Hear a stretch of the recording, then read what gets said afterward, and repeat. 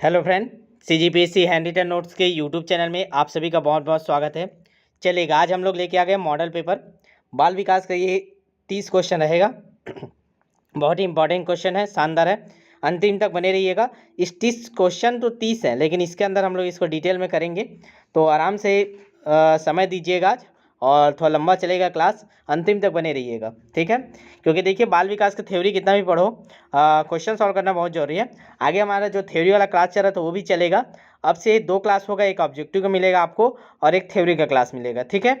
और जिन्होंने कल का वीडियो नहीं देखा होगा कि सहायक शिक्षक का और शिक्षक के लिए कौन सा बुक पढ़ना है, एक बार जरूर देखिएगा। शानदार। आपको कहाँ से ऑर्डर करना है ये भी बताया है, आपको कौन कौन सा बुक आपके लिए ज़्यादा फायदेमंद है, किसको लेना चाहिए और क्या कंटेंट दिया, इस सब पे बात किए हैं। तो जो नहीं देखे होंगे एक बार देख लीजिएगा। डिस्क्रिप्शन में आपको उसका लिंक दे दूंगा, या चैनल में जाइएगा, कल का ही वीडियो इसके जस्ट नीचे आपको मिल जाएगा, ठीक है। चलिए स्टार्ट करें, शेयर कर दीजिए। अब आप लोग देखिए, नीचे लाइव चैट करके ऑप्शन है, सभी लोग लाइव चैट ऑन कर लीजिए। क्वेश्चन मैं यहाँ बताते जाऊँगा, आप लोग आंसर वहाँ कमेंट करते जाइएगा, ठीक है। फिर आगे बढ़ेंगे और लास्ट में बताइएगा 30 में से कितना क्वेश्चन सही हुआ, ठीक है। एक बार शेयर कर दीजिए, तो लिंक को अपने व्हाट्सएप में शेयर करके फिर आगे बढ़ते हैं। चलिए, शेयर किए आप लोग, स्टार्ट करें। चलेगा, पहला क्वेश्चन आपको दिख रहा होगा स्क्रीन पे। निम्नलिखित में कौन सा थॉर्नडाइक द्वारा प्रतिपादित सीखने का प्रमुख नियम नहीं है, बोला है ना। इसको ध्यान दीजिएगा, बहुत लोग अभी गलती करते हैं नहीं और है को, तो नहीं है बोला है। अभ्यास का नियम, तत्परता का नियम, प्रभाव का नियम, सामान्यीकरण का नियम, तो इसमें से कौन सा नियम थॉर्नडाइक द्वारा नहीं है, चलिए बताइएगा। कमेंट कीजिए, लाइव चैट में ऑन कर लीजिए और कमेंट करते जाइए। चलेगा, तो देखिए इसका आंसर क्या हो जाएगा। बहुत सही आंसर दिया, ऑप्शन नंबर डी, सामान्यीकरण का नियम, ये थॉर्नडाइक का नहीं है। तो क्या क्या नियम इनका याद कर लेते हैं। देखिए, इन्होंने क्या किया था, इनके जो नियम था, क्या क्या नियम बोलते हैं, प्रयास और त्रुटि का नियम, ठीक है, प्रयास और त्रुटि का नियम। और उसी को क्या बोलते हैं, उद्दीपन अनुक्रिया का सिद्धांत, और क्या बोलते हैं उसको, संयोजनवाद सिद्धांत। इन सब नाम से इनका नाम जाना जाता है। इन्होंने मेन देखेंगे तो 3 प्रमुख नियम दिए थे और 5 सहायक नियम। 3 प्रमुख नियम दिए थे, याद रखेंगे इसको, 3 प्रमुख और 5 सहायक। अभी पूरा नाम बता रहा हूँ आपको, 5 सहायक नियम दिए थे। 3 प्रमुख नियम क्या क्या था, तो 3 प्रमुख था, अभ्यास का नियम था, तत्परता का नियम था, प्रभाव का। ये 3 प्रमुख नियम थे इनके, तो याद कर लीजिए। अभ्यास का नियम, तत्परता का नियम, प्रभाव का नियम, ये 3 प्रमुख है। 5 और क्या थे इनके सहायक नियम, उनका भी नाम बता रहा हूँ, याद रखेंगे। पहला आप लोग देखेंगे बहुक्रिया का नियम, दूसरा है रुचि या मनोवृत्ति का नियम, तीसरा है तत्व प्रबलता का नियम, चौथा है सादृश्य अनुक्रिया का नियम, पांचवा है साहचर्यात्मक स्थानांतरण, ठीक है। एक बार और सुनेंगे। पहला है बहुक्रिया का नियम, दूसरा है रुचि का नियम, तीसरा है तत्व प्रबलता का नियम, चौथा है सादृश्य अनुक्रिया का नियम, पांचवा है साहचर्यात्मक स्थानांतरण। ये 5 उनके सहायक थे, ठीक है। तो इसका आंसर हो जाएगा पहले का डी। इसी प्रकार हम लोग आगे करेंगे, पूरा अंतिम तक बने रहिएगा, आज बहुत सारा आपका तैयार हो जाएगा। दूसरा क्वेश्चन देखेंगे, संवेगात्मक बुद्धि शब्द को सर्वप्रथम किसने प्रस्तुत किया है। तो जो संवेगात्मक बुद्धि है शब्द है, उसको सर्वप्रथम किसने प्रस्तुत किया है, तो बताएंगे आप लोग। ऑप्शन नंबर ए है Frederick M Kirk, John Cornback, Henry Peter, Mayer Salovey. तो बताइए कौन सा सही आंसर होगा इसका, दूसरा का। तो देखिए, संवेगात्मक बुद्धि शब्द, सभी लोग कमेंट कीजिए आंसर, ये किसने दिया, तो ये दिया मेयर एन सलोवे। ऑप्शन देख लीजिएगा, option number D, Mayer and Salovey, ठीक है। ये 1990 में दिया था इन्होंने, ठीक है, 1990 में। और इन्होंने संवेगात्मक बुद्धि के बारे में बहुत सारी जानकारी दी थी। चलेगा, अगला क्वेश्चन देखते हैं, इसमें इतनी जानकारी देखेंगे। अगला क्वेश्चन है, तीसरा क्वेश्चन, निम्नलिखित में कौन सा उपागम अधिगम अयोग्य बालकों के व्यवहार का विश्लेषण कर उनकी अधिगम न्यूनता के मूल कारणों के जानने के प्रयास पर आधारित है। जो अयोग्य बालक होते हैं उसके व्यवहार का विश्लेषण करते हैं, तो किसके द्वारा करते हैं, मनोविश्लेषणात्मक उपागम, दूसरा है व्यवहारवादी उपागम, तीसरा है व्यक्तिक अनुदेशात्मक उपागम, चौथा है बहु इंद्रिय उपागम। तो बताइए क्या होगा इसका सही आंसर, चारों में से कमेंट कीजिए। तो देखिए, उसके व्यवहार का अध्ययन करना है, तो स्वाभाविक बात ऑप्शन नंबर बी, व्यवहारवादी उपागम, याद रखेंगे, व्यवहारवादी उपागम, ठीक है।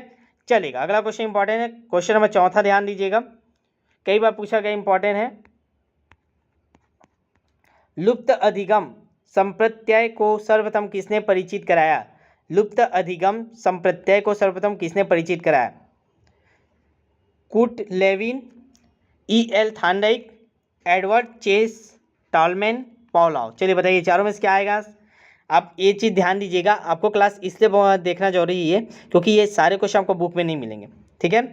ये सैंडर्स सेट किया हुआ क्वेश्चन है जो आपको नॉर्मल बुक में देखने को नहीं मिलेगा। ये पुराने आए हुए क्वेश्चनों को इसमें डाले हैं, नए मॉडल पेपर हैं, बहुत सारे इसमें क्वेश्चन, इंपॉर्टेंट क्वेश्चन को ही सबमिट किए जो आपके नॉर्मल बुक में नहीं देखने को मिलेगा, ठीक है। कंटिन्यू में बने रहिएगा। चलिए इसका आंसर कमेंट कर दीजिए आप लोग लाइव चैट में। तो लुप्त अधिगम सिद्धांत नाम याद रखेंगे, option number C Edward chess Tolman, ठीक है, एडवर्ड चेस टॉलमैन चलेगा। ये कहाँ के थे ये भी याद रखिएगा, टॉलमैन कहाँ थे? अमेरिका के थे, ये अमेरिका के थे, ठीक है। कहाँ के थे ये? अमेरिका के थे, ठीक है, एडवर्ड चेस टॉलमैन। इन्होंने लुप्त अधिगम का संप्रत्यय सिद्धांत दिया था। चलेगा नेक्स्ट क्वेश्चन बढ़ेंगे।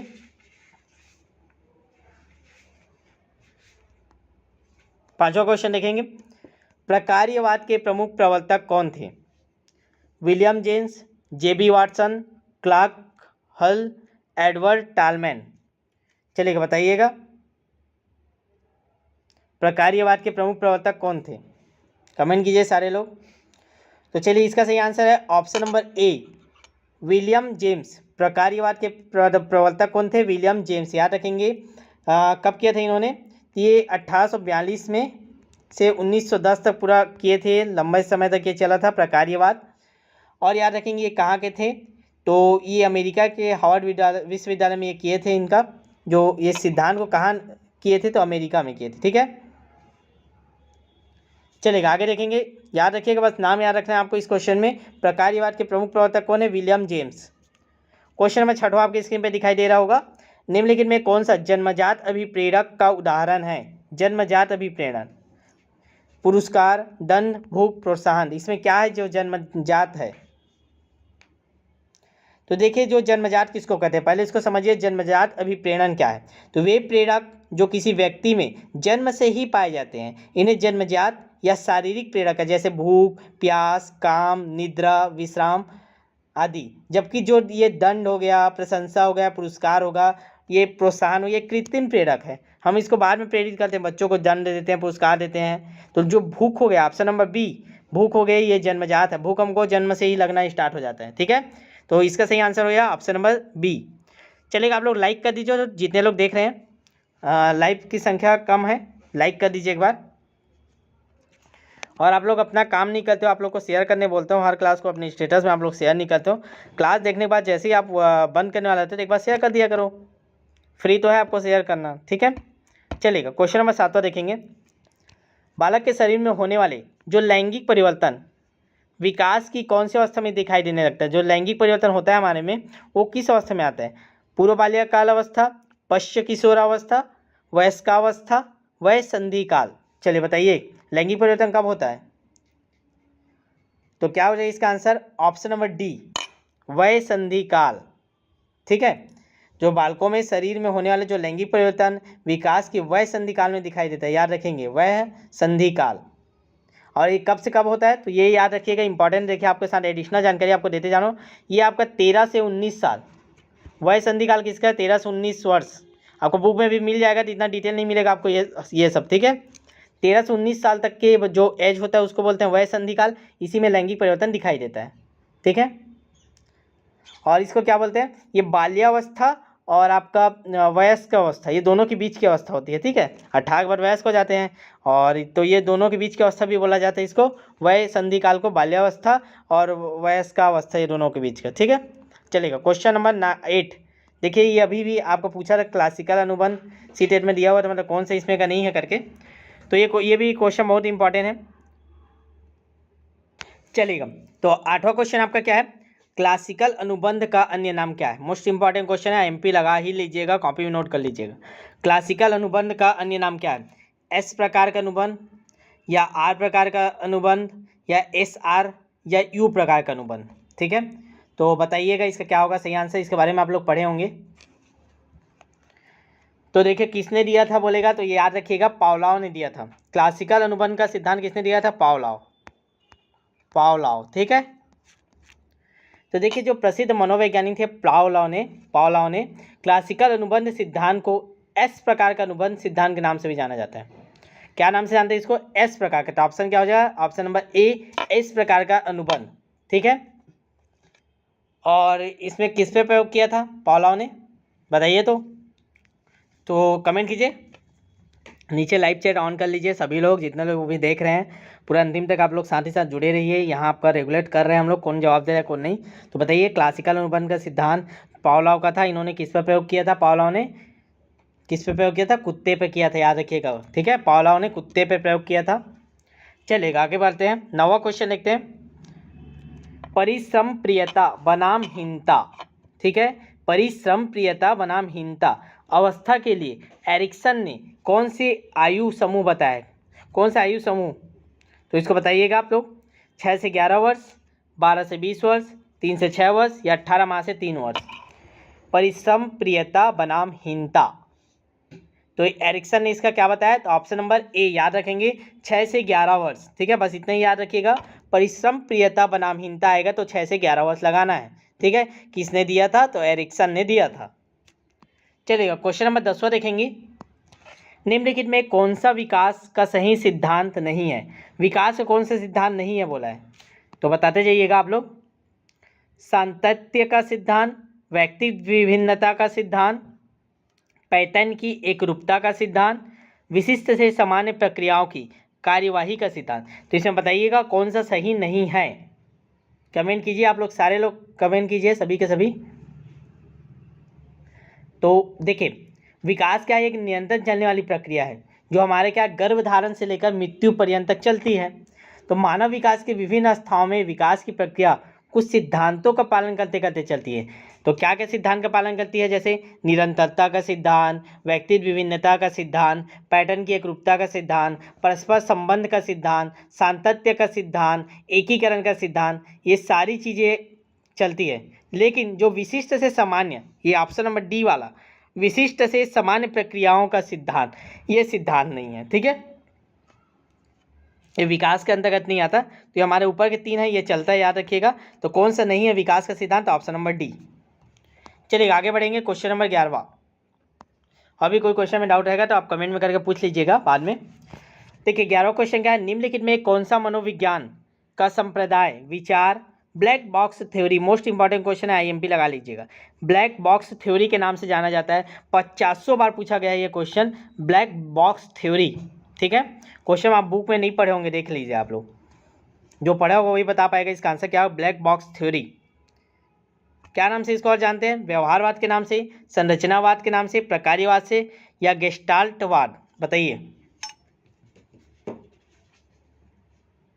तो चलिएगा इसका सही आंसर क्या हो जाएगा? ऑप्शन नंबर ए, व्यवहारवाद। तो देखिए जो ये ब्लैक बॉक्स थ्योरी के नाम से जाना जाता है उसको क्या बोलते हैं? व्यवहारवाद भी बोलते हैं। इसकी शुरुआत कब किया गया था? तो 1913 में। 1913 में। अब कौन किया था? तो जे.बी. बंटबन। ठीक है, जे.बी. बंटबन, याद रखिएगा, जे.बी., ये जे और बी, ठीक है, जे.बी.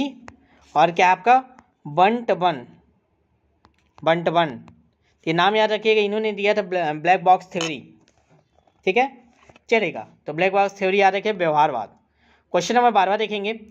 निम्नलिखित में कौन सा अच्छे मानसिक स्वास्थ्य का लक्षण नहीं है? इसमें कौन सा लक्षण अच्छा मानसिक स्वास्थ्य का नहीं है? समायोजन की योग्यता, संवेगात्मक परिपक्वता, आत्मविश्वास, असहनशीलता। तो स्वाभाविक बात है, इसमें समय वेस्ट करने की जरूरत नहीं है। जो असहनशीलता ये तो नॉर्मल नहीं है। ठीक है, तो स्वास्थ्य मानसिक स्वास्थ्य का लक्षण नहीं है। बाकी समायोजन तो होना ही चाहिए, आत्मविश्वास होना ही चाहिए, संवेगात्मक परिपक्वता होनी ही चाहिए। तो इसका सही आंसर हो जाएगा ऑप्शन नंबर डी। चलेगा अगला क्वेश्चन, क्वेश्चन नंबर 13। क्वेश्चन समझिएगा, समझने वाला क्वेश्चन है। कैटल संस्कृति मुक्त बुद्धि परीक्षण, नाम याद रखेंगे, कैटल संस्कृति मुक्त बुद्धि परीक्षण की मापनी 1 किसके लिए बनाई गई थी? तो जो इसका ये मापनी बनाई गई थी कैटल संस्कृति बुद्धि परीक्षण, तो इसका जो मापनी 1 था वो किसके लिए था? 8 से 12 वर्ष के मानसिक दोष वाले व्यक्तियों के लिए, या 4 से 8 वर्ष के मानसिक दोष वाले व्यक्तियों के लिए, या 12 से 15 वर्ष, या 2 से 4 वर्ष। तो बताइए किस वर्ष के जो बच्चे थे उनके लिए बनाया गया था कैटल संस्कृति बुद्धि परीक्षा। ठीक है, पढ़े क्या आप लोग? कभी नहीं पढ़े होंगे ना ऐसा क्वेश्चन, इसीलिए आपको करा रहे हैं क्योंकि इंपॉर्टेंट है, कहीं से भी क्वेश्चन उठा सकते हैं। तो इसका सही आंसर हो गया ऑप्शन नंबर बी, 4 से 8 वर्ष के मानसिक दोष वाले व्यक्तियों के लिए। ठीक है, 4 से 8 वर्ष। चलेगा, क्वेश्चन नंबर 14 देखेंगे। निम्नलिखित में कौन सा रचनात्मकता की प्रक्रिया के सही तार्किक क्रम है? तो जो रचनात्मक प्रक्रिया है उसका सही तार्किक क्रम क्या है? तो देख लेंगे, दो ऑप्शन यहाँ पे है, अंतर्दृष्टि, फिर तैयारी, फिर परिपाक, फिर सत्यापन, या फिर तैयारी, अंतर्दृष्टि, परिपाक, सत्यापन। ठीक है, और इसका आगे देखते हैं ऑप्शन 2 और, तैयारी, परिपाक, अंतर्दृष्टि, सत्यापन, तैयारी, अंतर्दृष्टि, सत्यापन, परिपाक। चलिए इसका आंसर बता देता हूँ, सीधा याद कर लीजिएगा। तो देखिए रचनात्मक प्रक्रिया हेतु क्या प्रक्रिया हमारा रचनात्मक प्रक्रिया हेतु क्या होना चाहिए इसका सही क्रम? तो ऑप्शन नंबर सी, सबसे पहले तैयारी, फिर परिपाक, ठीक है, फिर आपका अंतर्दृष्टि, फिर सत्यापन। याद कर लीजिए, इस क्रम को देख लीजिए रे, तैयारी करना है, फिर परिपाक करना है, फिर अंतर्दृष्टि करना है, फिर सत्यापन। तैयारी, परिपाक, अंतर्दृष्टि, सत्यापन। ठीक है, चलिएगा क्वेश्चन नंबर 15 देखेंगे। चलिए दिखाई दे रहा है, निम्नलिखित में कौन सा पद क्रिया प्रसूत अनुबंध, याद रखिएगा क्रिया प्रसूत अनुबंध से संबंधित नहीं है बोला है? अंतर्दृष्टि, पुनर्बलन, स्वतः पुनर्लाभ, या विलोपन। चलिए कमेंट कीजिए जिनको पता होगा। सबसे पहले तो आप यही बता दीजिए क्रिया प्रसूत अनुबंध किसका है, किसने दिया है? कमेंट कीजिए नीचे, कमेंट बॉक्स ऑन कर लीजिए। तो क्रिया प्रसूत निबंध, क्रिया प्रसूत जो अनुबंध है किसने दिया है? तो याद रखेंगे B.F. स्किनर। ठीक है, किसने दिया है? स्किनर ने क्रिया प्रसूत, याद रखिएगा, 2 बार बोला करिए मेरे साथ, क्रिया प्रसूत अनुबंध किसने दिया है? स्किनर ने। यह उद्दीपन अनुक्रिया SR पर आधारित होता है, याद रखिएगा SR पे ये आधारित था, SR पे ये आधारित था। तो चलिए इसका सही आंसर क्या होगा? ऑप्शन नंबर ए, अंतर्दृष्टि से संबंधित नहीं है, बाकी स्वतः पुनर्लाभ, पुनर्बलन, विलोपन, ये तीनों इससे ही संबंधित है क्रिया प्रसूत का नियम। ठीक है, और क्या क्या है देखिए, पुनर्लाभ या विलोपन शब्द मिलता है, पुनर्बलन संप्रत्यय, आकृतिकरण पुनर्बलन, ये सबसे है। ठीक है, चलिए क्वेश्चन नंबर 16 देखेंगे, अंतिम तक बने रहिएगा, बहुत इंपॉर्टेंट क्वेश्चनों का कलेक्शन है। वे बच्चे जो विभिन्न प्रकार की अधिगम समस्याओं से ग्रसित रहते हैं, बहुत सारा उनको समस्याएं अलग अलग प्रकार की, उनके लिए अधिगम असक्षम शब्द का प्रयोग सर्वप्रथम किसने किया था? मोस्ट इंपॉर्टेंट क्वेश्चन है। जो अधिगम असक्षम, अक्षम, ठीक है, अक्षम है, याद रखेंगे। ठीक है, अधिगम अक्षम, ये शब्द का प्रयोग किसने किया था? हेवार्ड, सैमुअल किर्क, या वैन रीपर, या बर्क। चलिए बताइए, ये तो पढ़े होंगे आप लोग, देखते हैं सही बता पाते हैं कि नहीं। देखिए जो बच्चे ना विभिन्न प्रकार के समस्या, जैसे कुछ पढ़ने में, लिखने में, मौखिक बोलने में, गणित का उच्चारण करने में, ठीक है, तर्क शक्ति, ये में जो अशक्त होते हैं उन्हीं को भी बोलते हैं अधिगम अशक्तता कहते हैं उनको। ठीक है, तो इसका ऑप्शन क्या हो जाएगा? Option number B. टेक्निकल भाषा में देखें तो option number B, Samuel Kirk, उसको बोलते हैं अधिगम असक्षम शब्द का प्रयोग किया था इन्होंने, सैमुअल किर्क ने किया था। इस शब्द का प्रयोग सर्वप्रथम किसने किया था? अधिगम अक्षम, तो सैमुअल किर्क, याद रखेंगे ऑप्शन नंबर बी। चलिएगा क्वेश्चन नंबर 17 देखेंगे। निम्नलिखित में कौन सा मनोवैज्ञानिक आत्मा के विज्ञान के रूप में, मनोविज्ञान नाम क्या है देखिए विचारधारा का, आत्मा के विज्ञान के रूप में मनोविज्ञान, आत्मा का जो विज्ञान है उसी के रूप में मनोविज्ञान, विचारधारा का समर्थन नहीं है बोला है। ठीक है, तो इसमें 3 है, एक नहीं है, कौन सा बताइएगा? प्लेटो, अरस्तु, डेकार्ट और बूस्ट उठ, बताइए। क्वेश्चन नंबर 17 का आंसर कमेंट कीजिए जल्दी से। तो देखिए ऑप्शन नंबर डी हो जाएगा। ठीक है, ये इनसे संबंधित नहीं, बाकी कौन कौन संबंधित है? प्लेटो आपके आत्मा के विज्ञान के रूप में मनोविज्ञान से संबंधित है, अरस्तु है, डेकार्ट है। ठीक है, तो ये तीनों इससे संबंधित है। चलेगा क्वेश्चन नंबर 18 देखेंगे, फास्ट करेंगे अब। मनोविज्ञान की कौन सी शाखा टेलीपैथी, पुनर्जन्म जैसे क्षेत्रों का अध्ययन किया जाता है? तो कौन से शाखा में हम लोग टेलीपैथी, पुनर्जन्म संबंधित जो अध्ययन है उसको करते हैं? दैहिक मनोविज्ञान, नैदानिक मनोविज्ञान, अतीन्द्रिय मनोविज्ञान, विकासात्मक मनोविज्ञान। चलिए बताइएगा आप लोग, कमेंट कीजिए इसका आंसर। चलिएगा, क्या होगा इसका आंसर? देखिए ऑप्शन नंबर सी, जो अतीन्द्रिय मनोविज्ञान है, अतीन्द्रिय मनोविज्ञान, ये मनोविज्ञान की एक शाखा है जो टेलीपैथिक, पुनर्जन्म जैसे क्षेत्रों का अध्ययन करती है। ठीक है, तो ऑप्शन नंबर सी, अतीन्द्रिय मनोविज्ञान। चलिए क्वेश्चन नंबर 19 देखेंगे। चलिएगा, क्वेश्चन नंबर 19 क्या बोल रहा है, ध्यान से देखेंगे। जीन पियाजे के अनुसार बालक कौन सी अवस्था में परिकल्पनाओं को समझने की तथा तार्किक वाक्यों के आधार पर विचार करने की योग्यता प्राप्त कर लेता है? क्वेश्चन को अच्छे से पढ़िएगा। जीन पियाजे के अनुसार बालक कौन सी अवस्था में परिकल्पनाओं को समझने की तार्किक वाक्यों के आधार पर विचार करने की योग्यता प्राप्त कर लेता है? 0 से 2 वर्ष, 2 से 6 वर्ष, 6 से 11 वर्ष, 11 से 15 वर्ष। चलिए बता दीजिएगा इसका आंसर क्या होगा, कमेंट कीजिए सभी। तो ये भी बताइए आप लोग, सबसे पहले जीन पियाजे कहाँ के रहने वाले थे, कमेंट कीजिए तो देखते हैं कितने लोग को पता है। कई बार क्वेश्चन पूछता है जीन पियाजे कहाँ के थे, स्विट्जरलैंड के थे। ठीक है जी, इन्होंने क्या दिया था, संज्ञानात्मक विकास दिया था। ठीक है, और कितनी अवस्था बताई थी उसकी, 4 अवस्था। क्या क्या व्यवस्था था, इंद्रिय जनित गामक अवस्था बोलते हैं, पूर्व संक्रियात्मक अवस्था, मूर्त संक्रियात्मक अवस्था, अमूर्त संक्रियात्मक अवस्था। ठीक है, तो उसमें का जो 11 से 15 वर्ष वाला था उसको क्या बोलते हैं हम लोग, अमूर्त संक्रियात्मक अवस्था। ठीक है, इसी में वो बताया था कि बालक इसमें क्या करते हैं, 11 से 15 वर्ष में वो परिकल्पनाओं को समझने लगते हैं, तार्किक वाक्यों के आधार पर विचार करने लगते हैं, निष्कर्ष निकालने लगते हैं, आदर्शात्मक चिंतन करने लगते हैं, समानुपातिक योग्यताएं उनमें आ जाती है। ये सारी कब होता है, तो ये सारी चीज़ें आपका 11 से 15 वर्ष में होता है। ठीक है, चलेगा आगे देखेंगे क्वेश्चन नंबर 20। एक बार ना क्लास होने के बाद और रिवाइज कर लीजिएगा स्पीड बढ़ा के सारे क्वेश्चन को। निम्नलिखित में कौन सा मनोविज्ञान मानव के चिंतन, स्मृति, भाषा, प्रत्यक्षीकरण इत्यादि का अध्ययन करता है? इसमें कौन सा बताइए, मानववादी मनोविज्ञान, संज्ञानात्मक मनोविज्ञान, असामान्य मनोविज्ञान या नैदानिक मनोविज्ञान? बताइए, क्वेश्चन पढ़िए, क्वेश्चन नंबर 20 आंसर दीजिएगा। तो देखिए इसका आंसर हो जाएगा ऑप्शन नंबर बी, जो संज्ञानात्मक मनोविज्ञान होता है। तो संज्ञानात्मक मनोविज्ञान के अंतर्गत क्या करते हैं हम लोग, चिंतन, स्मृति, भाषा और प्रत्यक्षीकरण, विचार हो गया, समस्या समाधान आदि मानसिक प्रक्रियाओं का अध्ययन करते हैं हम लोग। ठीक है, संज्ञानात्मक मनोविज्ञान। चलेगा और करें क्वेश्चन कि यहीं तक क्लास स्टॉप करें? चलिए और क्वेश्चन कर लेते हैं कुछ। क्वेश्चन नंबर 21, निम्नलिखित में कौन सा व्यक्तित्व का प्रकार क्रैचमर द्वारा नहीं दिया गया है? तो 3 तो दिया गया इनके द्वारा, चौथा कौन सा नहीं दिया है बताइएगा। तो चलिए क्या ऑप्शन क्या है, सुडोल का है, कलात्मक, लंब का है, गोला का है? चलिए कमेंट कर बताइए, तो पढ़े होंगे तो ये भी बता दीजिएगा कि जो एक क्रैचमर थे ये कहाँ के थे। ये वाला पूछता है क्वेश्चन, इसलिए मैं सब क्वेश्चन मैं आपको बता रहा हूँ। तो ये कहाँ थे के थे, जर्मन के, याद रखेंगे जर्मन के थे ये वैज्ञानिक क्रैचमर। ठीक है, तो जो ये प्रसिद्ध जर्मन के मनोवैज्ञानिक क्रैचमर ने व्यक्तित्व के 4 प्रकारों का वर्गीकरण किया। कौन कौन सा, गोलाकाय, सुडोलकाय, लंबकाय और दुर्बल। गोलाकाय, सुडोलकाय, लंबकाय और आपका दुर्बल। तो इसमें का एक कौन छूट गया, कलात्मक। तो ये कलात्मक नहीं है, तो इसका आंसर हो जाएगा ऑप्शन नंबर बी। ठीक है, चलेगा आगे क्वेश्चन देखेंगे।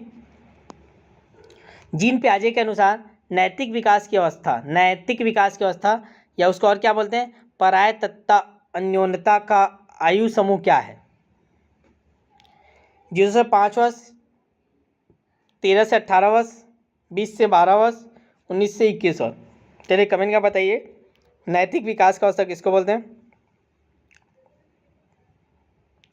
देखिए इसमें ऑप्शन मिस्टेक लग रहा है, क्योंकि नैतिक विकास की अवस्था अगर आप लोग पढ़े होंगे तो आपको पता होगा, स्पष्ट है।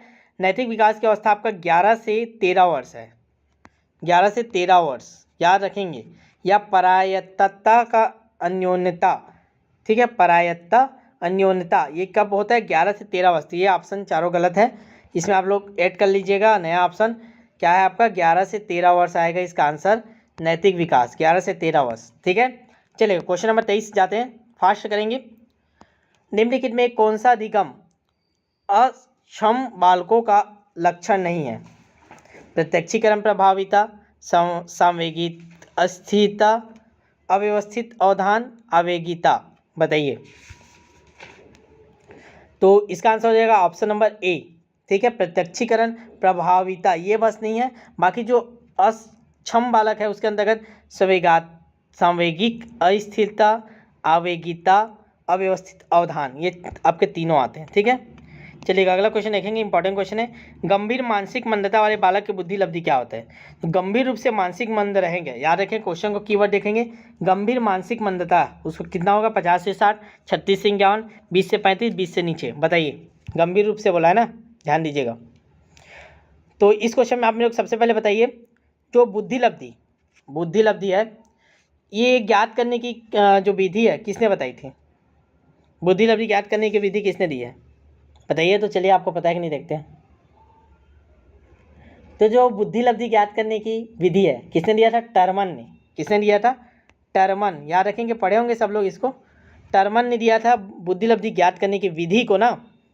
ठीक है, दो नाम पढ़ते हैं इसमें, तो ज्ञात करने की विधि बोलेगा टर्मन। ठीक है, और इसका फार्मूला भी क्या होता है ये भी आपको याद होना है। फार्मूला भी डायरेक्ट पूछता है। तो जो बुद्धि लब्धि होता है, ठीक है, बुद्धि लब्धि बराबर क्या होता है? जो मानसिक आयु गुणित 100 और बटा में क्या रहता है? वास्तविक आयु। ठीक है, मानसिक आयु गुणित 100 और बटा में रहता है आपका वास्तविक आयु। ठीक है, एक सेकंड रुकेंगे।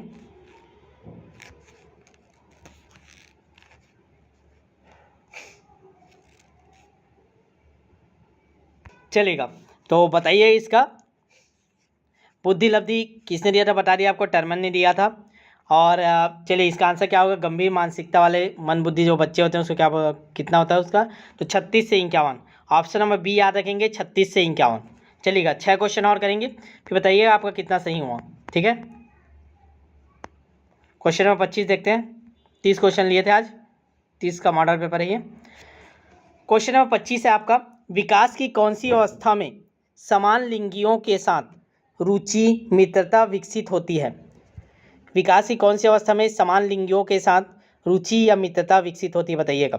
12 से 14 वर्ष, 15 से 18 वर्ष, 10 से 12 वर्ष, 19 से 21 वर्ष। तो कौन सा आयु में समान लिंगियों के बीच मित्रता होती है? बताइए, कब मित्र बनाए थे आप लोग सब छोटे थे? तो ऑप्शन हो जाएगा ऑप्शन नंबर ए, 12 से 14 वर्ष। ठीक है, कमेंट कीजिए आप लोग सारे लोग और काउंट करते जाइएगा ना। तो जो विकास की 12 से 14 वर्ष की अवस्था में समान लिंगियों के साथ रुचि तथा मित्रता विकसित होती है, याद रखिएगा। ठीक है, चलिएगा आगे क्वेश्चन बढ़ेंगे आप लोग। क्वेश्चन नंबर 26, 4 क्वेश्चन और बचे, आराम से करिएगा। निम्नलिखित में कौन सा यथार्थवादी चिंतन का प्रकार नहीं है? बोला है ना, नहीं को आप लोग ऐसे गोला घेर दिया करिए। ठीक है, बहुत लोग गलती करते हैं, नहीं को ध्यान नहीं देते। तो बताइएगा, अभिसारी चिंतन, सृजनात्मक चिंतन, आलोचनात्मक चिंतन, स्वलीन चिंतन। चलेगा, कौन सा इसमें का यथार्थवादी चिंतन नहीं है? बताइए। सबसे पहले ये बताइए आप लोगों को, यथार्थवादी चिंतन किसको बोलते हैं? तो देखिए, ऐसा चिंतन जिसका संबंध वास्तविकता से होता है। यथार्थ मतलब वास्तविकता, तो याद रखेंगे, ऐसा चिंतन जिसका संबंध वास्तविकता से होता है यथार्थवादी चिंतन कहलाता है। तो शिक्षा मनोविज्ञान में जो यथार्थवादी चिंतन के 3 प्रकार बताएं, कौन कौन से? अभिसारी, सृजनात्मक, आलोचनात्मक। क्या क्या बोला? अभिसारी, आलोचनात्मक, सृजनात्मक। तो ये इसमें का ऑप्शन डी हो जाएगा, ये नहीं है। ठीक है, चलेगा। क्वेश्चन नंबर 27 देखें। निम्नलिखित में कौन सा मनोवैज्ञानिक मानवतावादी मनोविज्ञान का समर्थक नहीं है? बोला है, नहीं ही पूछा जाता है, नहीं पूछते। ठीक है, तो ध्यान दीजिएगा बनाने से पहले क्वेश्चन को। निम्नलिखित में कौन सा मनोविज्ञान या मनोवैज्ञानिक मानवतावादी मनोविज्ञान का समर्थक नहीं है? तो मानवतावादी मनोविज्ञान का समर्थक नहीं, बताइए। चारों ऑप्शन आपके सामने हैं, कमेंट कीजिए। तो देखिए, इसका सही आंसर हो जाएगा ऑप्शन नंबर ए, फ्रायड इसमें नहीं है। बाकी आपका मैस्लो, आर्थर और रोजर्स, ये तीनों इसके समर्थक थे। ठीक है, चलेगा, बस इतने देखते हैं। अगला क्वेश्चन ले लेते हैं सीधा, 2 क्वेश्चन और 3 क्वेश्चन और। संरचनावाद के प्रवर्तक कौन थे? मोस्ट इंपॉर्टेंट क्वेश्चन, आईएमपी लिख ही लीजिएगा। संरचनावाद के प्रवर्तक फेवरेट क्वेश्चन है, सीजी टेट में तो 12 पूछा जाता है। संरचनावाद के प्रवर्तक कौन है? तो बताइए कौन है ये?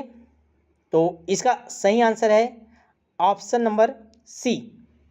ठीक है, विल्हेम वुंट। ठीक है, वुंट। ठीक है, देख लीजिएगा, ऑप्शन नंबर सी इसका सही आंसर है। मनोविज्ञान को दर्शन शास्त्र में पृथक करके क्रमबद्ध अध्ययन करने का श्रेय संरचनावाद को जाता है। ठीक है, कौन थे ये संरचनावाद के प्रवर्तक? तो विल्हेम थे, याद रखेंगे। चलेगा आगे देखेंगे question number 29, second last question आज का। निम्नलिखित में कौन सा तत्व अभिप्रेरणा चक्र से संबंधित नहीं है बोला है। बार बार क्वेश्चन में नहीं करके डालें, देखिए ध्यान दीजिएगा आप लोग, गलती मत कीजिए। अभिप्रेरणा चक्र से संबंधित नहीं, मतलब 3 आपका है, याद करवाने के लिए ऐसा क्वेश्चन बनाया है, ठीक है। 3 आपके हैं अभिप्रेरणा चक्र से, 1 नहीं है, तो कौन सा नहीं है आपको बताना है। चारों ऑप्शन आपके सामने, बताइए, कमेंट कीजिए। तो देखिए क्या है, तो ऑप्शन नंबर सी, संवेग इसके नहीं है, बाकी आपकी आवश्यकता, अंतर्नोद और प्रोत्साहन, ये तीनों अभिप्रेरणा चक्र से संबंधित है, ठीक है। चलिएगा लास्ट क्वेश्चन देख लेते हैं। भय और संवेग का किस मूल प्रवृत्ति से जुड़ा हुआ है। भय का संवेग किस मूल प्रवृत्ति से जुड़ा हुआ है, तो जो भय का संवेग है किससे जुड़ा, बताइए। 4 ऑप्शन है, प्रतिकर्षण, युयुप्सा और शरणागत और पलायन। चलेगा, बताइएगा इसका आंसर। तो देखिए इसका आंसर हो जाएगा आपका क्वेश्चन नंबर 30 का क्या होगा आंसर, कमेंट कीजिए आप लोग। ऑप्शन नंबर डी, पलायन से जुड़ा हुआ है, ठीक है। तो भय का जो संवेग है वो किससे जुड़ा है, पलायन से जुड़ा हुआ है, याद रखिएगा, ठीक है। तो आज इतना ही करेंगे। अब आप लोग कमेंट कीजिए आप लोग कितना क्वेश्चन सही हुआ, ठीक है। और जो अभी तक हमारे बैच में नहीं जुड़े हैं, जो नए होंगे वो चैनल को सब्सक्राइब कर लीजिएगा। सबसे पहले 2-3 निर्देश है, आप ध्यान से सुनिएगा।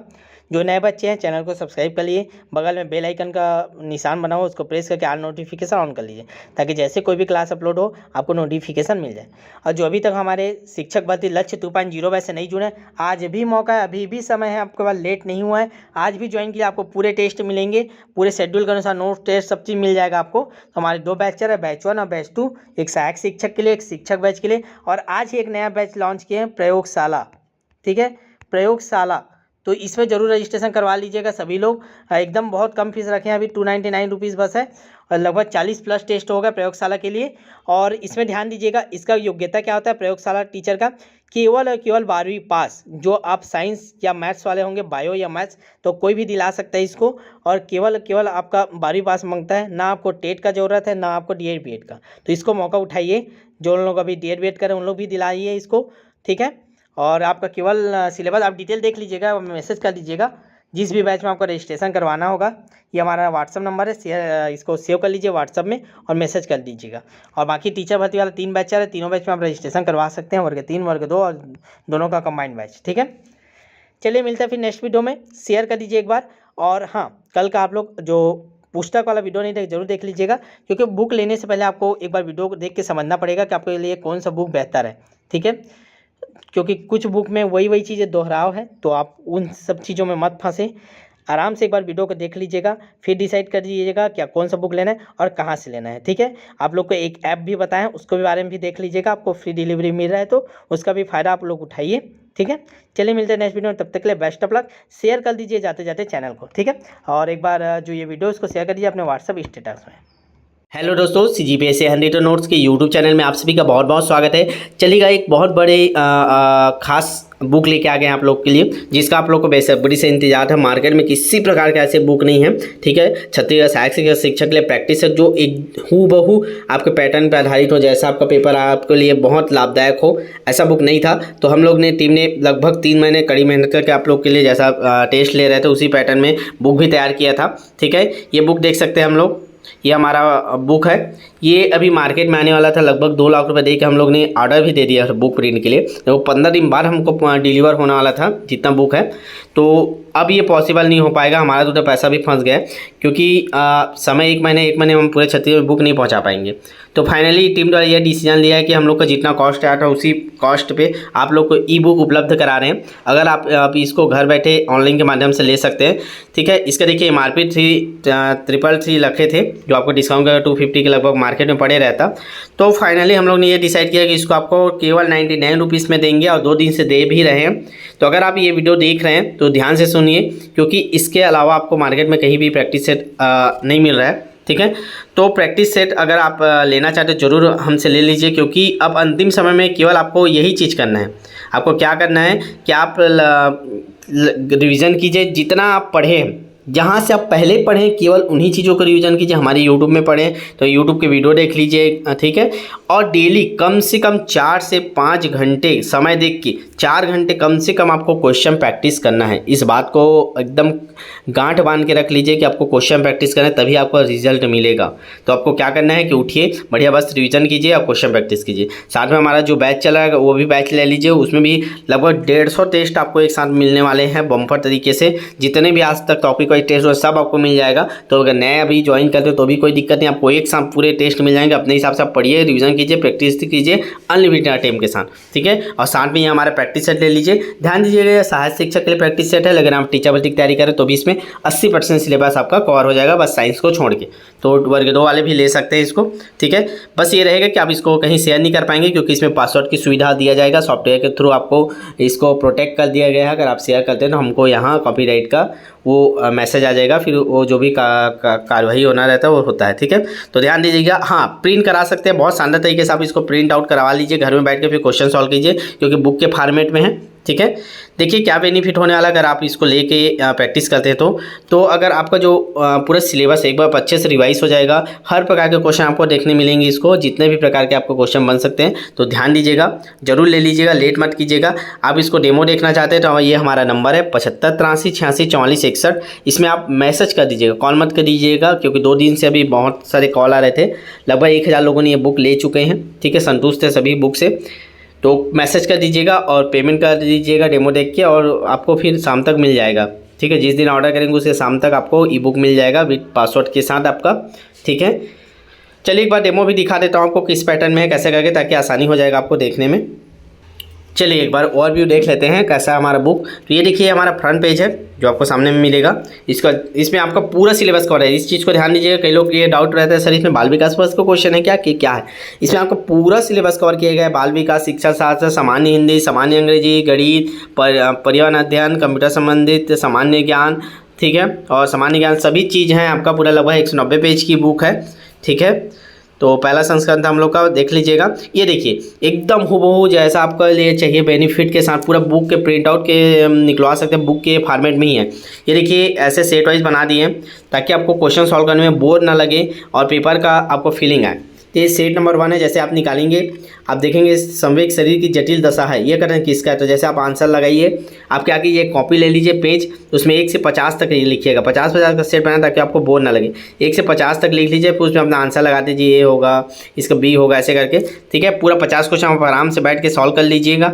फिर 50 क्वेश्चन के बाद जस्ट आंसर दे दिए ताकि आपको आंसर चेक करना है। ये 50 क्वेश्चन के बाद आपको आंसर मिल जाएगा, ठीक है। हर 50 क्वेश्चन के बाद मिलेगा नहीं, तो अपना कॉपी निकालिए, उसमें मिला लीजिए। अच्छा ए हमारा सही है, 2 सही है, 3 सही है, गलत हो गया तो ऐसे गोला लगा लीजिए। फिर इसमें पढ़ लीजिए, अच्छा 5 का बी आना था, मैं ये लगाया। फिर 5 को वापस जाइएगा और देख लीजिएगा पूरा चेक करने के बाद कि मेरा क्या क्या गलत हुआ, उसका सही आंसर क्या है उसको याद कर लीजिए, ठीक है। फिर अगला सेट लगाइए, सेट नंबर 2, ठीक है। ऐसे करके आपको पूरा कंप्लीट मिलेगा। हर सब्जेक्ट आपके बहुत सारे सेटों में डिवाइड है और हर सब्जेक्ट, जैसे चलिए कुछ नए सब्जेक्ट में चलते हैं। ये देखिए अभी सेट 5 ही है, बाल विकास ही है। आगे चलते हैं, नीचे चलते हैं, बहुत नीचे जाना पड़ेगा, बहुत सारे सेट बना दिए हैं। चलिए जैसे हिंदी का है तो हिंदी का देख लीजिए, ये सेट हिंदी आ गए तो इसका भी आपका ऐसे 50-50 क्वेश्चनों का सेट है, ठीक है। हर सब्जेक्ट आपको मिलेंगे ना। अपठित गद्यांश भी पूरा डाल दिया। देखिए अपठित गद्यांश जैसा आता है उस पैटर्न में आपका। अब बढ़िया अपठित गद्यांश पढ़िए, क्वेश्चन सॉल्व कर लिए, फिर चेक कर लिए 50 क्वेश्चन। आप बहुत सारे अपठित गद्यांश भी डलवा दिए, 2-3 ठो है, आप देख सकते हैं ये अपठित गद्यांश है। तो हर चीज़ है ओवरऑल आपको मार्केट में 250-300 रुपये में बुक अगर आप खरीदते भी थे तो भी आपको कोई नुकसान नहीं था, आँख मूंद का बेनिफिट था। लेकिन अब आप समय नहीं है तो आपको लेने की ज़रूरत नहीं है, आप हमसे डायरेक्ट लीजिएगा, इसको कहीं से आपको नहीं मिल पाएगा, ठीक है। तो अब आप हमको मैसेज कर दीजिए, डायरेक्ट ले लीजिए और लेट मत कीजिएगा। जितने लोग भी देख रहे हैं ना, तो जितने लोग तक मेरा ये वीडियो पहुंच रहा है या जितने लोग देख रहे हैं या आपके आसपास को भी तैयारी कर रहे हैं, तो उनको जरूर बता दीजिए कि सर का ई बुक आ चुका है। नहीं केवल 99 रुपीज़ देना है, केवल 99 रुपीज़ दे रहे हैं आपको और ये बुक आपके हाथों में होगा, ठीक है। आप इसको प्रिंट आउट निकला के पढ़िए या मोबाइल से एक बार सॉल्व कर लीजिए क्योंकि एक बार पढ़ना है आपको, ठीक है। तो डेली आपको 2 से 3 घंटे इसको प्रैक्टिस करना है, ठीक है। तो ऑल ओवर जितने हमारे बैच में बच्चे देख रहे हैं उन सबको लेना है, इसको ध्यान दीजिएगा। 99 रुपीज़, अभी आप पैसे का कोई वैल्यू नहीं है ना। एक चीज़ और लास्ट में मैं बोलूँगा, पैसे का कोई वैल्यू नहीं है अभी 99 रुपीज़ का, ठीक है। 1 लीटर पेट्रोल भी नहीं आता, ठीक है। आपको अभी सिलेक्शन पे फोकस करना है, सही रणनीति पे फोकस करना है कि हमको रिवीजन करना है, क्वेश्चन प्रैक्टिस करना है, ठीक है, ये इंपॉर्टेंट है, समय इंपॉर्टेंट है, पैसा इंपॉर्टेंट नहीं है। ठीक है, तो 99 रुपीज़ आपको सोचने हैं, तत्काल आप 99 रुपीज़ जमा कर ले लीजिए, कोई दिक्कत नहीं, आप बहुत शानदार तरीके से आपका प्रैक्टिस होगा। ठीक है, बस इतना ही बोलूँगा, आपका ज़्यादा समय नहीं लूँगा। तो जितने लोग भी देख रहे हैं नहीं लिए थे अभी तक, अब मौका था, अब ले लीजिए, अब लेट मत कीजिए, क्योंकि लेट करेंगे तो आपका नुकसान होगा। ठीक है, क्योंकि आप बाद में पछताएंगे, 2-4 नंबर के लिए कम हो जाएगा तो आपका। इसीलिए जितने प्रकार की रणनीति आप और जहाँ से भी क्वेश्चन मिलता है आप ले लीजिए, क्वेश्चन प्रैक्टिस कीजिए 4 से 5 घंटे। ठीक है, तो ज़्यादा से ज़्यादा वीडियो को शेयर कीजिए और चैनल को सब्सक्राइब कर लीजिएगा ना। अब क्लास भी है शाम को 7 बजे, रिविजन क्लास है शाम को 7 बजे, आ जाइएगा। लाइव क्लास है शाम को 7 बजे। ठीक है, तो जितने लोग भी देख रहे हैं चैनल को सब्सक्राइब करके रखिएगा, ताकि समय रहते आपको क्लासेस मिल पाए, मैराथन क्लासेस मिल पाए, सब चीज़ अपडेट मिल पाए। तो चैनल को जरूर सब्सक्राइब करके रखिएगा, जितने लोग भी देख रहे हैं 10 के पहुंचा दीजिए सब्सक्राइबर। ठीक है, जितने लोग भी देख रहे हैं सब लोग सब्सक्राइब करिएगा और तुरंत ले लीजिए बुक को। ठीक है, चलिए मिलते हैं नेक्स्ट अपडेट के साथ, तब के लिए ऑल द बेस्ट।